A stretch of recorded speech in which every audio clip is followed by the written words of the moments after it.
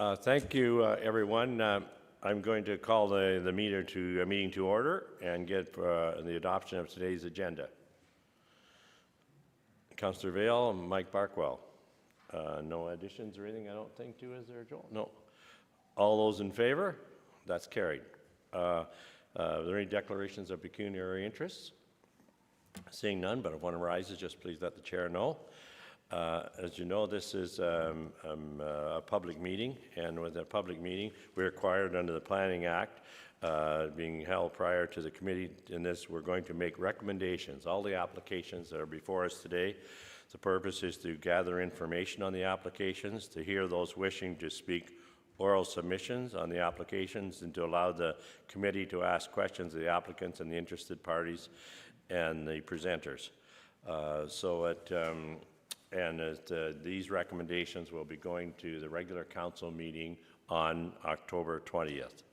So we have a number of our staff that are available. Chris Marshall, our director, is with us, and members of other staff. We will introduce them as they get involved with these applications. So members of our committee today are Mike Barkwell, Councillor Vale, Councillor Seymour Fagan, and Mr. Jason Willick. Thank you for joining us. And I'm Pat O'Reilly, and Joel is a trusty person that keeps us straight here. So we'll go right into our first application. The application is Kent Stanton, and application to amend the Township of Emily zoning bylaw. Kent, you're up. Thank you, Mr. Chair. The following relates to an amendment to the Township of Emily zoning bylaw at 1067 Tracy's Hill Road in Emily Township. The owner is Peter Daly, represented by Emma Drake of DM Wills Consulting Services. Notice of the application was provided in accordance with the Planning Act. All registered property owners within 500 meters of the lot were provided with notice of the application, and one sign was posted at the entryway to 1067 Tracy's Hill Road by the city's sign company. Next slide, please.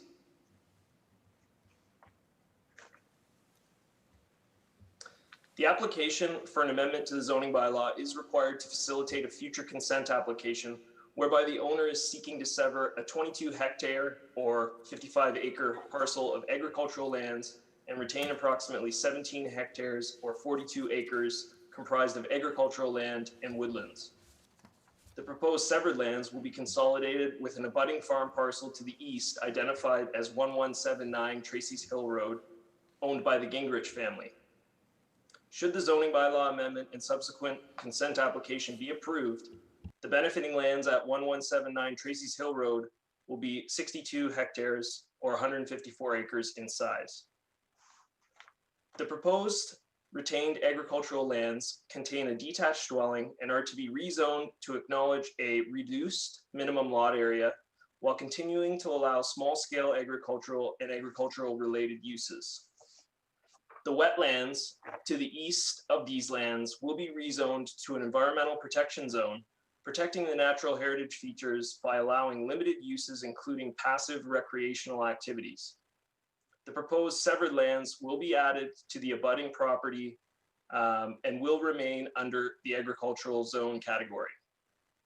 The application does not conflict with the 2020 provincial policy statement and the 2019 growth plan for the Greater Golden Horseshoe, as both documents encourage prime agricultural areas to be protected for the long-term use, and all types, sizes, and intensities of agricultural uses and normal farm practices shall be promoted and protected in accordance with provincial standards. Both documents also promote the protection of significant natural heritage features.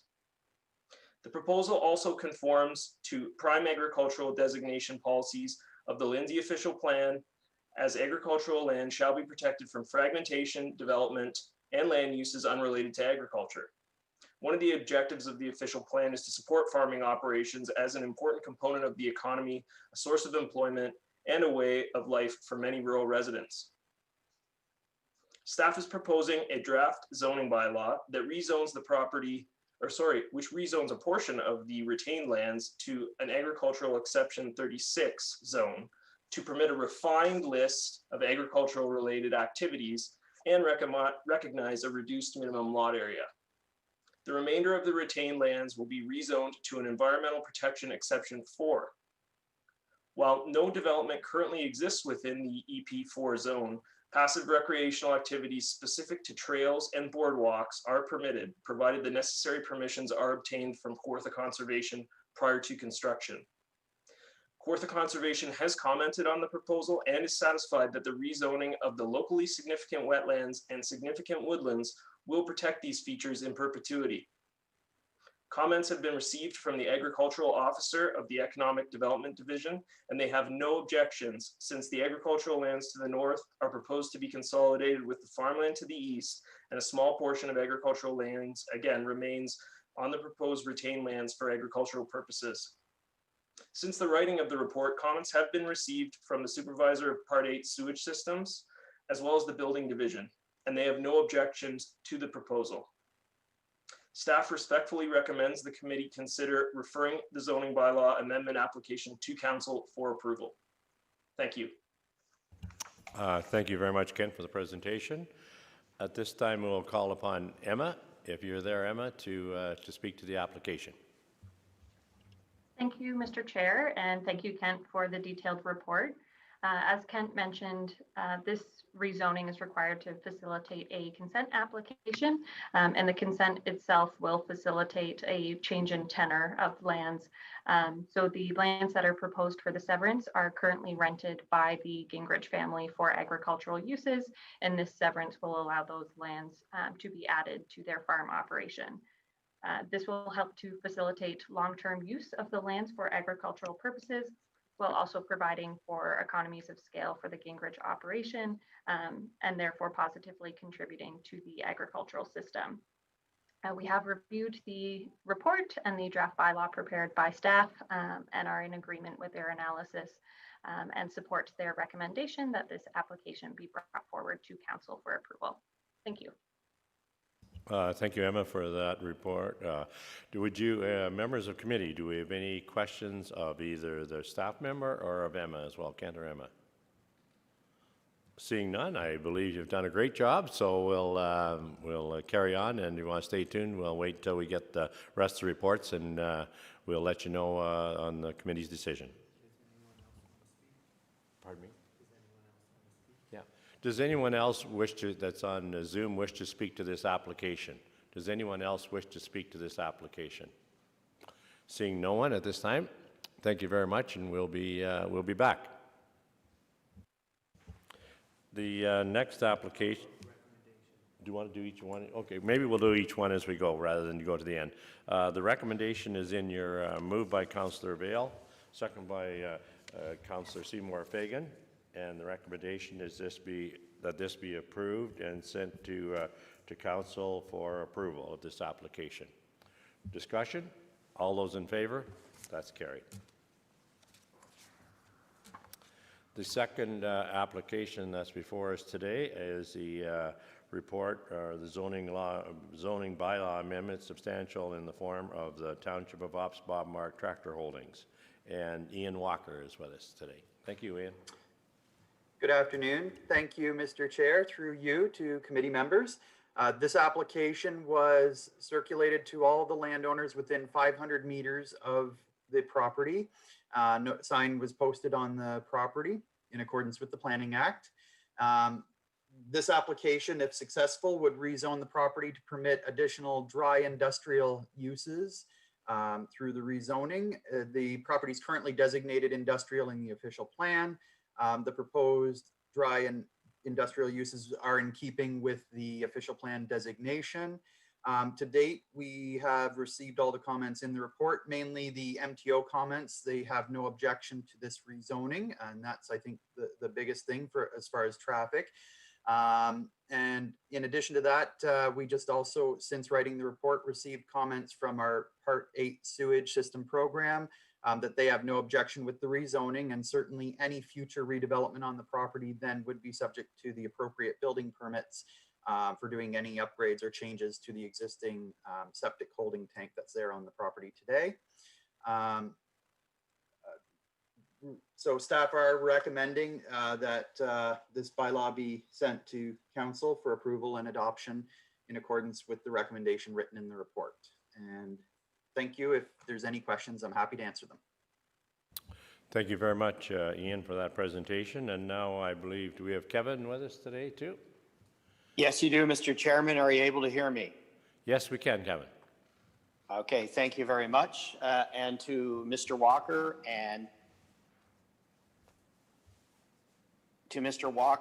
Joel, thank you for that.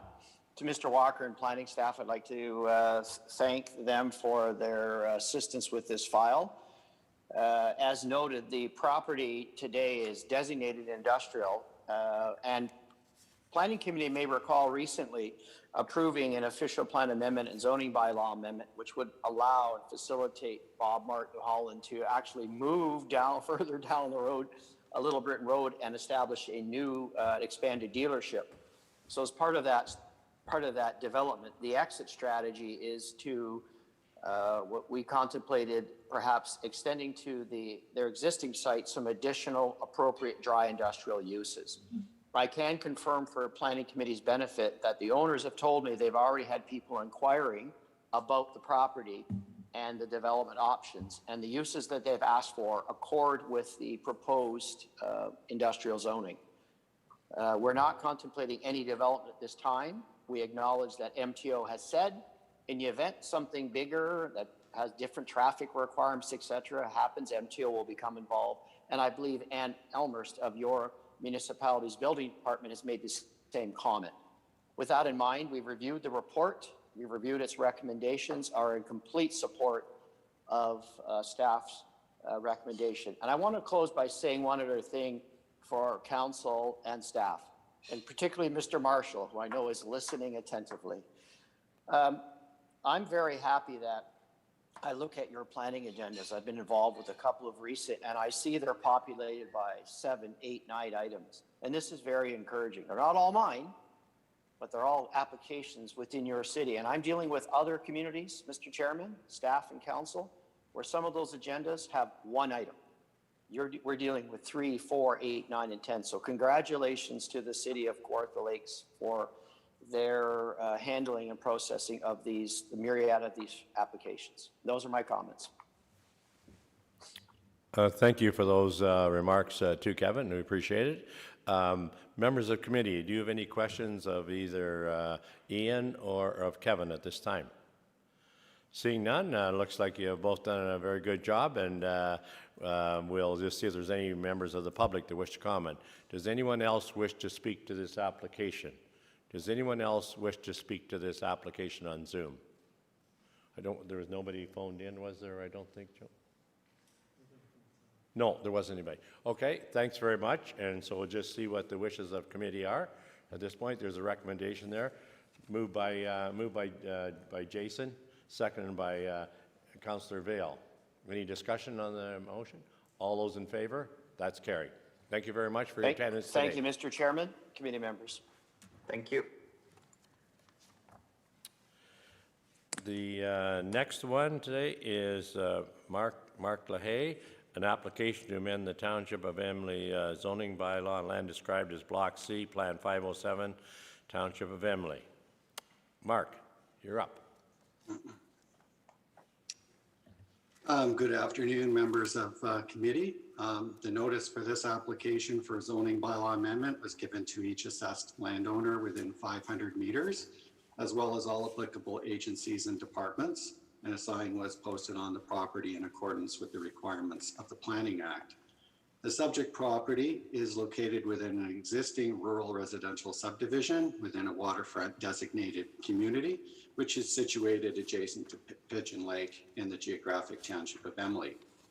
The subject land is presently vacant, and the effect of the zoning amendment is to permit a single detached dwelling on the north central portion of the subject land with site-specific zone provisions, as outlined on the sketch that's attached to the application, which is in Appendix C of the report.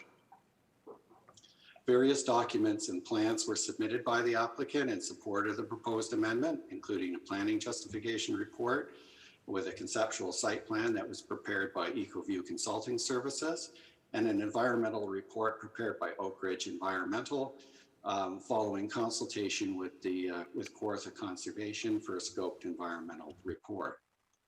From a policy perspective, the proposed zoning amendment is subject to further confirmation from relevant commenting agencies, in particular the Kawartha Conservation, to demonstrate consistency with the provincial policy statement and conformity with the growth plan and the city's official plan. And in addition, the proposed servicing design needs to satisfy the requirements of the city's building division, Part 8 sewage system program.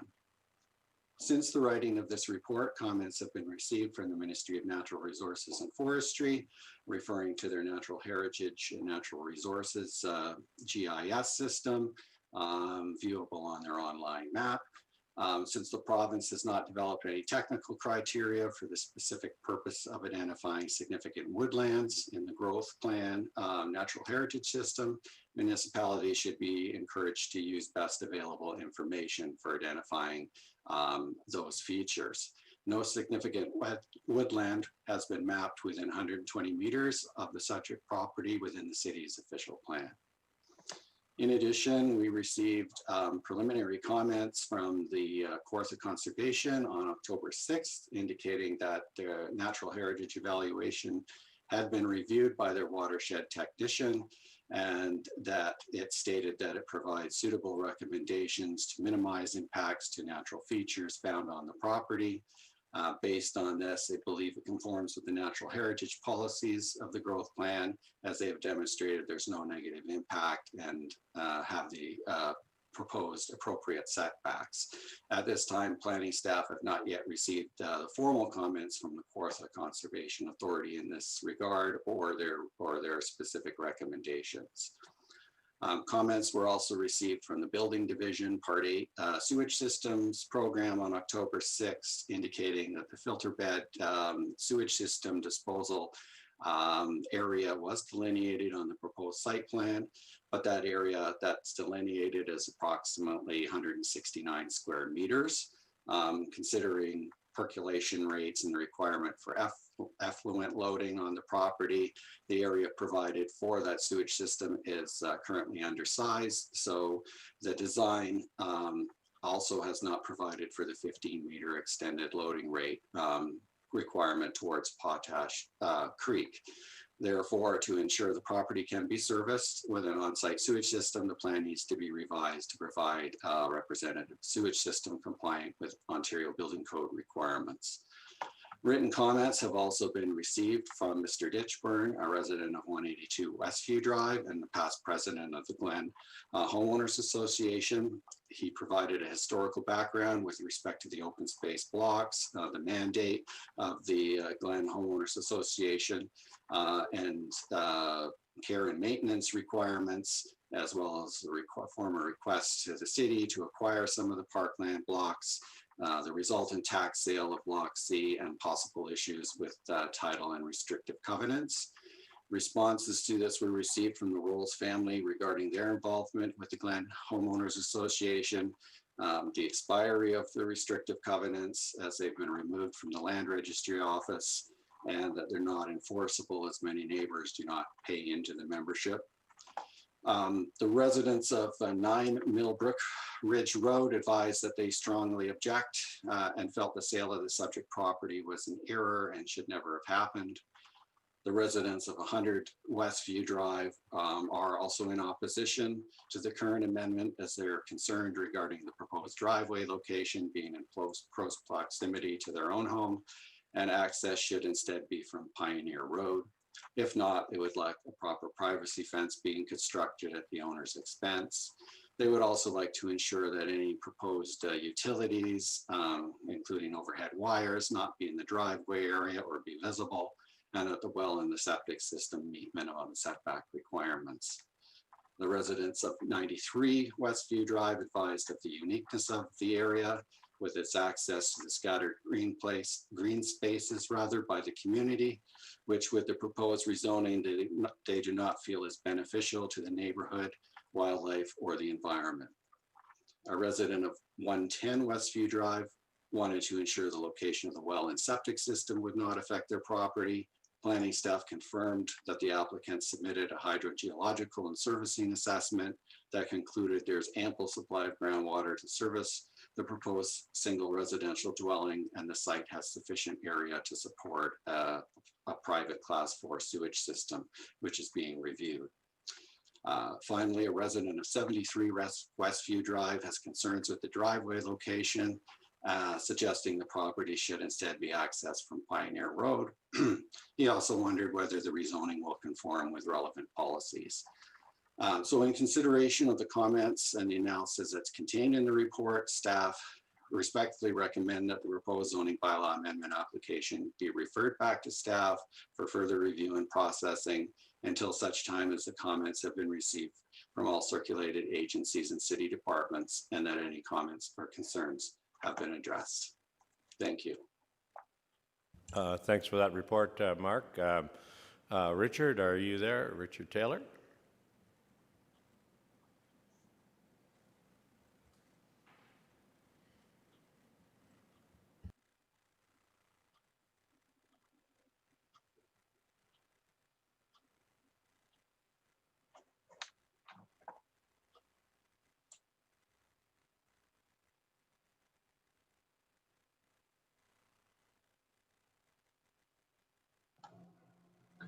Can you hear me now? Yes, we can. All right, thank you very much. I don't know why the connection disappeared. We're aware of the proposal to defer the application on behalf of the applicant. We do not object to that. Many of the comments have been received within the last week. In order for us to address the technical concerns that have been outlined in terms of the proposed septic system, that will require the deferral in any event. There are other issues that have been identified by residents, and the deferral will grant an opportunity to appropriately address those specific concerns. So from the standpoint of reviewing the substantive issues, either in the context of policy considerations or any other concerns that have been identified, we have no objection to the adjournment. We would seek some further clarification as to whether there are other entities that are anticipated to provide commentary. We know that the Kawartha Conservation Authority has already made a preliminary review, but the written commentary is still to be forthcoming. We're not aware of any other agencies, so if Mr. LaHaye could assist in that context, that would be of assistance. We do have available the applicant, and we do have the planner for the applicant in case the committee does receive further delegations or submissions today. Subject to any questions, we're in favor of the deferral. Thanks very much, Richard, and maybe I'll get a clarification from Mark. Is there any other agencies we're waiting on at this point? Hello, Mr. Chair. Yes, we will also require ultimately confirmation through Public Works that the driveway access permit has been appropriately processed. That's just pretty standard, though, right? It's not that. Yes. That's correct. All right. Thank you for that. Okay, maybe we'll, members of committee, do we have any questions of, thank you, Mike, go ahead. I just have, I was a little confused by the ownership issues that people seem to be raising. Now, from reading this, it seems that it's been sold twice. It was sold once for lack of payment of taxes. And so does the applicant own this property outright? I think there's some people that think that they don't own it, or what I've read into it, I'm not sure. No, we can provide supplementary information associated with the title search, but this particular property was subject to a tax sale. That didn't involve my client. That was a predecessor in title. The information that we can provide will give you a good indication that a tax sale constitutes a good root of title. My client purchased from that individual that engaged in the tax sale. The title itself has deleted any particular references to restrictive covenants. That has been done and adjudicated under the Land Titles Act. So the association or any members associated with that particular group needs to make their own inquiries, but we take the position There's no restrictive covenants associated with the property. My client's the absolute owner of the property. And in fact, the tax sale constituted a good root of title. So my client presently owns this property as private property. Thank you very much. Any other members of committee wish any further questions? Seeing none, does anyone, I think we have some delegations that wish to speak to it. Joel, do you want to start us off on the first one? I'm not sure if either of the owners wanted to speak. I think we had two members of the Rolls family.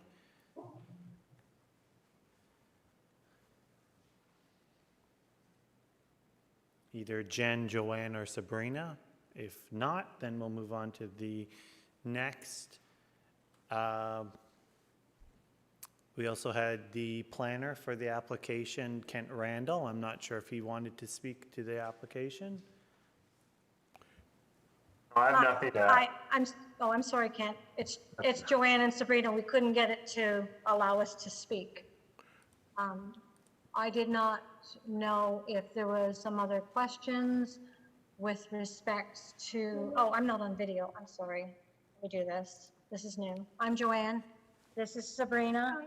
Hi. With respects with Richard, yes, we did purchase this property with, unfortunately, no knowledge of any of these past situations with this Glen homeowners or with the township's dispute with each other. However, saying that we are 100% the owners of this property and we continue to pay the taxes on this private piece of property. And we would just like it to be obviously switched back to what it was back in the day prior to 1985 to back to rural residential. And I appreciate you listening to this. And if there's any other questions, we can defer them either to Richard or ourselves or to any of our organizations that have assisted us. Thank you very much for your time.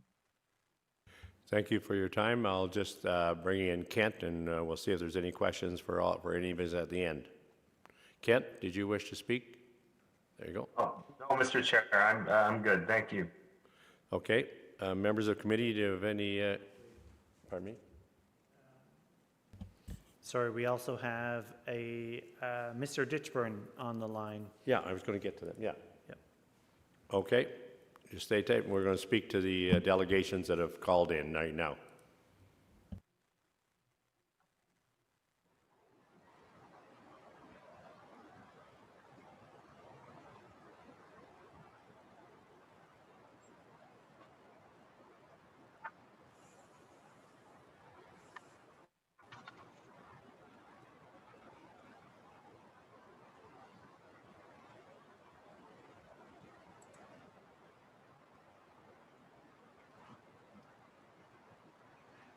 Can you hear us, Mr. Ditchburn? Hello, can you hear me? Yes, you can proceed. Thank you, Mr. Ditchburn. I wish to express disappointment with our ability to communicate with the Rolls family and the situation that has developed between as a good relationship with them. But this whole situation, yes, I can.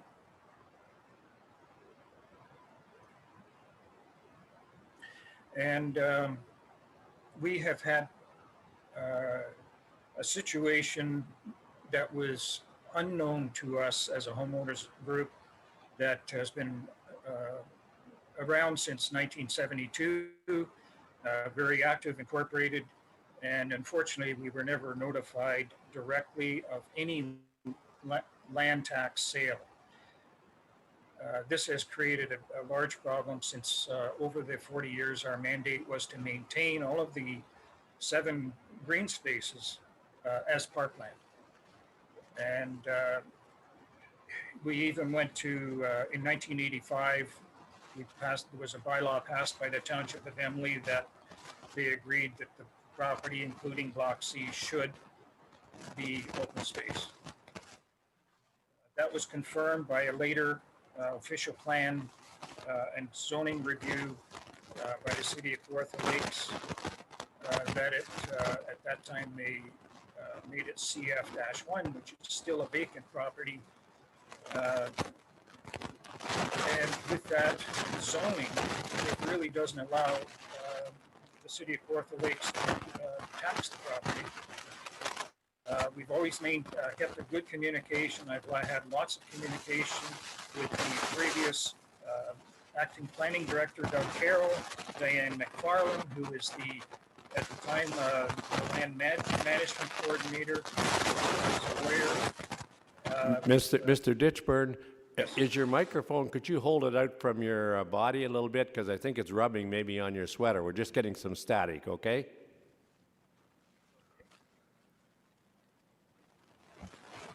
And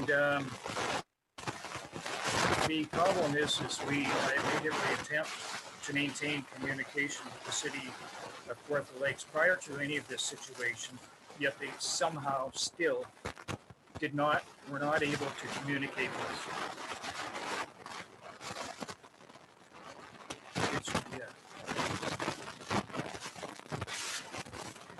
Mr. Taylor, could you go to mute, or are you on mute? No, I could go to mute, thank you. Okay, thank you. I'm not sure where this static is coming from. I hear it. That's okay. Thanks, everyone. Can you hear me okay now? Yes, we can hear you, but there's still a little static, but carry on. I think we're going to be okay.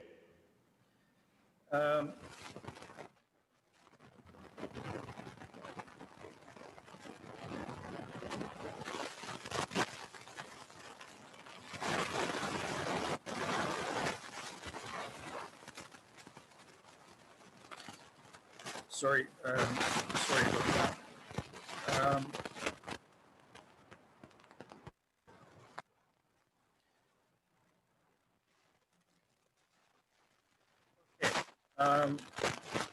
We have made every attempt to maintain a communication with the city of Kawartha Lakes, as well as the township of Emily and Prior.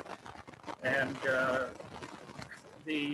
for some reason, when it came to this tax sale, because of lack of,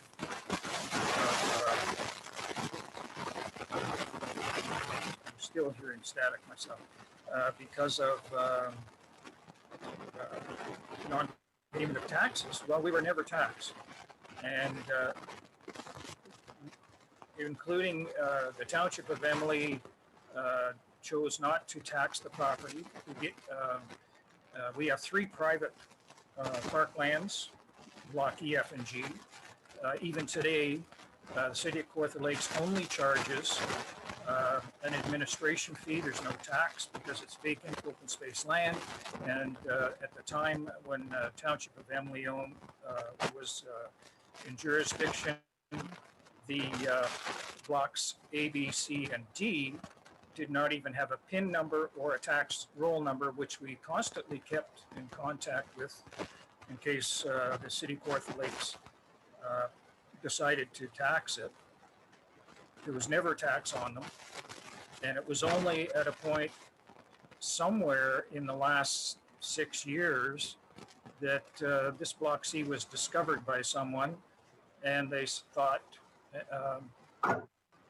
they should tax it. And between the MPAC and the city of Kawartha Lakes, they came up with a tax that was purely more residential than vacant land. And the tax went up for sale. The property went up for sale. We are all good, friendly homeowners in the subdivision. We all pay our taxes. It is our homeowners association is viable. It's registered, incorporated. And though Mrs. Rolls and her daughters have gone through an exercise of obtaining proper certification or environmental studies, I'm very thankful for that, because I was concerned that in residential, it could cause an environmental hazard to Potash Creek, which is right behind them. It's not owned by them, it's right behind them. And, but the park was originally, we maintained it as a walking trail.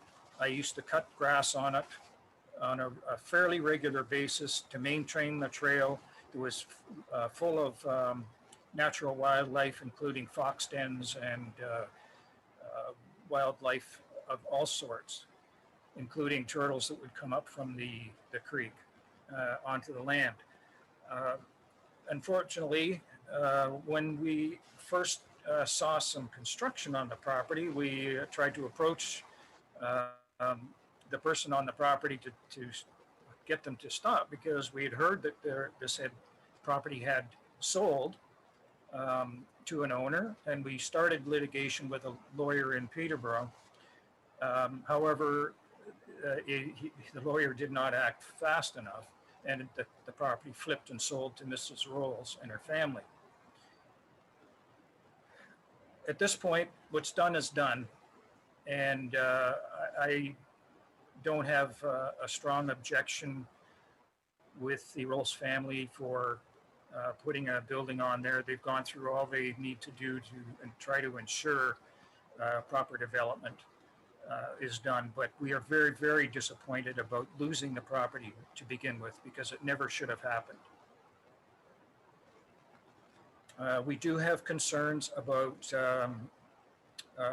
does she have clear title, because according to all of our deeds, there's 47 homeowners here. We all have on our deeds that we share ownership of other lands, and in the deed there is an attachment appendix that defines all of the blocks A through G, including block C. We have one homeowner that specifically says she is responsible for maintenance and expenses on block C on her deed, and that needs to be removed, not at our expense. She certainly does not want to be responsible for any maintenance and expenses now that the land has been sold. The restrictive covenant is still viable. I have checked with registry, and it runs with the land. It was attached to the whole plan, registered plan 507, and that still remains. Nothing has changed. Nothing has been revised to the restrictive title. And if I could just get you to sum up, Mr. Ditchburn, I believe Yes. your time is up. If you could just sum up. So at this point in time, though we are very disappointed with everything, the main thing is that the development does proceed properly, and we would love to restore a proper relationship with the Rolls family, because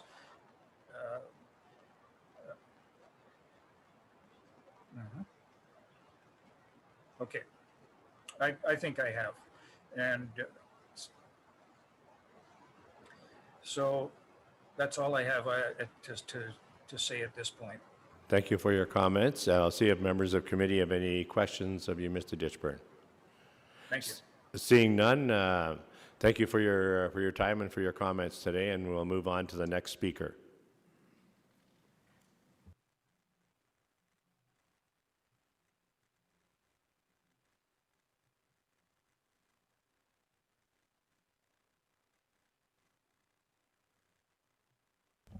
At this point, I don't think we have anyone else on the Zoom specifically for this application. I believe that's all we have so far, but I will ask if there's anybody that is watching on Zoom that wishes to speak to this application at this time. Is there anyone else that would wish to speak to this application? I don't see any. Hi there. Okay, maybe there is. Okay. My name is Jen Rolls. I am an owner abutting the property and obviously a family member. Naturally, I of course would not object to my sister moving next door. We very much want that to happen, and have the lands returned to rural residential 3 as it was before 1985. We've done a lot of work to maintain the property in the manner in which it should always have been, and very much enjoy the use of it and the natural landscape that is afforded to us along the edge of Potash Creek, which is lovely. I am a law clerk by trade and a practice manager at my law firm. And I can say quite unequivocally that an expired restrictive covenant has a date in which it expires. It's 40 years. It is over 55 years old and it is long expired and no longer can be enforced. And it's not enforceable even if it was currently active if a property deviated from the restrictions. It takes just one cherry to change it and therefore make it unenforceable. That's all I really have to say. Thank you very much for your time. I appreciate it. We look forward to your feedback. Thank you very much for your comments. Members of the committee, any questions on the deputy? Seeing none. Mr. Taylor, is there anything you want to add in the final submission? No, thank you. Thank you very much. Okay, there's a recommendation in our, and I think that is to be referred back to staff. Councillor Vale, second by Councillor Seymour Fagan. Discussion on that? All those in favor? That's carried. Thank you for your time and for your presentations today. Thank you. Enjoy the rest of the day.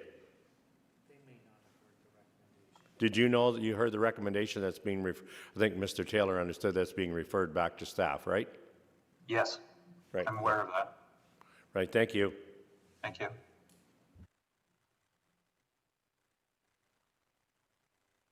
That concludes the deputations, the correspondence. Next is the City of Kawartha Lakes report. Jonathan is up on the application for McLeish property, Lot 22, Concession 2, Geographic Township Ops. Jonathan, there you are. Hello, folks. Good afternoon, Planning Advisory Committee. Thank you for having me at this pleasant Wednesday afternoon. I am here returning, following up on an application that I presented to you folks in September for an OPA official plan amendment and a zoning bylaw amendment for 1590 Elm Tree Road. The intent of these applications is to permit a severance of the subject property to facilitate development of a trucking terminal on the severed lands. So last time when we left off, I was still awaiting comments from a few agencies, specifically the Ministry of Transportation, as well as the Kawartha Regional Conservation Authority. Both agencies have since gotten back to me with no outstanding concerns or comments at this time. So with that in mind, and there will be time for questions afterwards if anybody has any specific questions about the application, as I did go through it fairly quickly, as the point of this presentation is to run through the proposed official plan bylaw, as well as the proposed zoning bylaw. So the official plan bylaw will, as indicated previously, will permit the severance of this land into a 4.1 hectare property and a retained to be 5.9 hectare property. The intent of this official plan amendment is to facilitate that severance, as under current prime agricultural designation, lots, newly created lots, are to be a minimum of 40 hectares. So therefore, this bylaw, it was drafted in order to permit the development. It does represent good planning principles, and all of the materials submitted with the application and reviewed at the previous meeting suffice and meet all of our concerns or comments that we had. By way of a special provision, this bylaw would be inserted into the City of Kawartha Lakes official plan. Secondly, is the proposed zoning bylaw amendment. And now this zoning bylaw amendment would apply an exception zone agricultural support exception zone, as well as a hazard land provision on the severed parcel to permit the development of the trucking terminal, as well as related uses. Specifically, trucking terminal, truck and tractor trailer repair, and commercial greenhouse nursery, as well as bulk, agricultural and seed storage. So the nature of all these uses are to be agriculturally supportive, as that will continue to align with the prime agricultural designation applied to the site.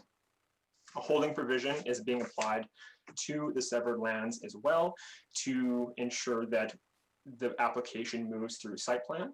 And then once the site plan is deemed complete and approved, then the holding provision will be removed. The holding provision is just being applied to the AS 11 zone because applying it to the hazard land zone would be a little redundant, seeing as no uses or development is permitted in that particular corner anyway. And with that, fairly quick presentation, as this was to run through the bylaw.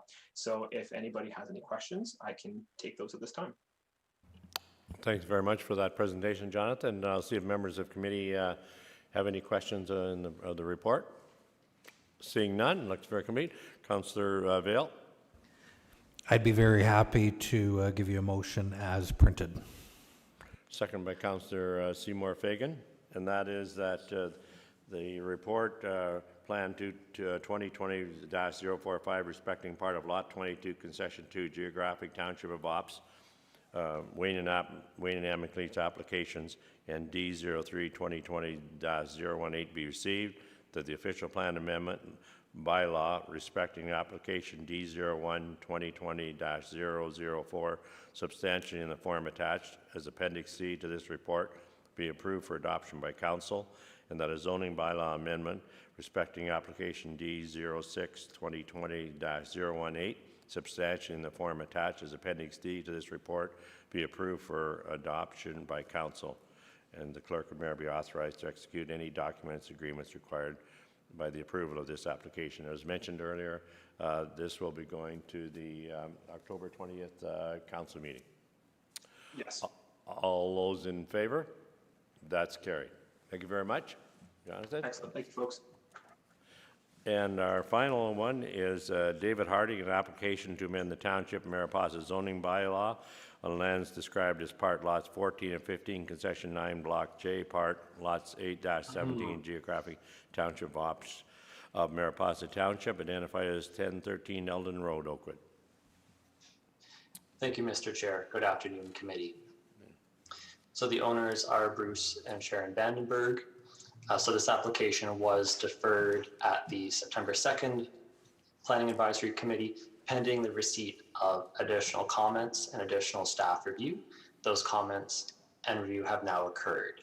So the MTO has now responded, identifying that they have no objections to the proposal, and additional conversation did occur with the building division to determine that the spatial separation between the existing agricultural buildings and the proposed lot lines are satisfactory, and also have received clarification that the properties, all three proposed residential lots, will be serviced by municipal water system. And currently the middle lot, which is occupied by the existing farmhouse, is currently on municipal water. Next slide, please. The application proposes to change the zoning on a portion of the property to a residential zone category in order to facilitate the severance of 3 rural residential lots. So those are found in the southeastern side of the parcel in the area highlighted in yellow. Thank you. So these lots are to be created within the Oakwood Hamlet area on the west side of said hamlet. And a single detached dwelling zone category is proposed for each of the lots. Committee will note that there is a separate zone category proposed for the middle lot containing the existing farmhouse.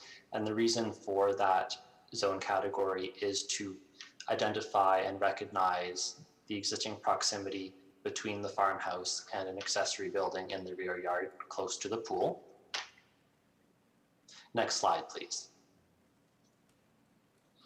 So the existing agricultural buildings that are proposed to remain on the agricultural lands to the west of the lots to be created, there's a zone category proposed to address the future use of these agricultural buildings such that they will no longer be permitted to house livestock and that any manure cannot be stored within close proximity of these buildings.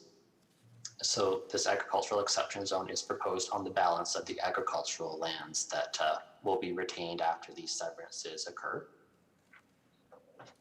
The application is consistent with the provincial policy statement and conforms with the growth plan and the city's official plan and represents good planning within the hamlet of Oakwood. So as a result, staff does respectfully recommend that the committee consider referring the application to council for approval. Thank you, Mr. Chair. Thank you very much, David. Just remain there or see if members of committee have any questions on this application. Seeing none. Councillor Vail.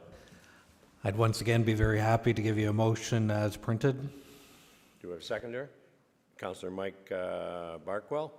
I guess resident Mike Barkwell. You're not a councillor just yet. Preempting. Wait till I tell Doug.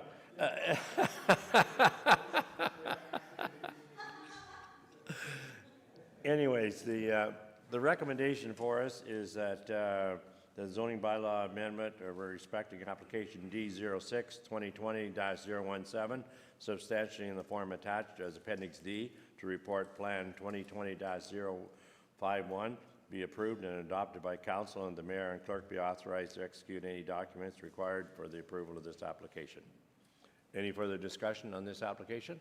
Seeing none, all those in favor? That's carried. Thank you very much. And that concludes our planning meeting today, and a motion to adjourn. Jason and Mike. All those in favor? That's carried. Enjoy the rest of your day. Okay.